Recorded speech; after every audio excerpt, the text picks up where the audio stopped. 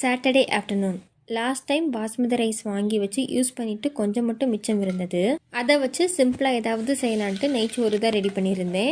இந்த நெய்ச்சோறு செய்கிறதுக்கு தேவையான அளவு தாராளமாக நெய் சேர்த்துட்டு ஹோல் ஸ்பைசஸ், வெங்காயம், பச்சை மிளகாய் இதெல்லாம் சேர்த்து நல்லா வதங்கினதும் 1 ஸ்பூன் இஞ்சி பூண்டு விழுது, ஒரு மீடியம் சைஸ் தக்காளி, வாசனைக்காக புதினா, கொத்தமல்லி இதெல்லாம் கட் பண்ணி சேர்த்துக்கலாம். தக்காளி சீக்கிரமாக வதங்குறதுக்காக தேவையான அளவு உப்பு சேர்த்து நல்லா வதக்கிக்கலாம். எல்லாம் நல்லா வதங்கினதும் 1 கப் அளவு பாஸ்மதி ரைஸ் எடுத்திருக்கேன். 20 நிமிஷத்துக்கு முன்னாடி தண்ணியில் நல்லா ஊற வச்சுட்டு தண்ணி நல்லா வடிச்சிட்டு உள்ளே சேர்த்துருக்கேன்.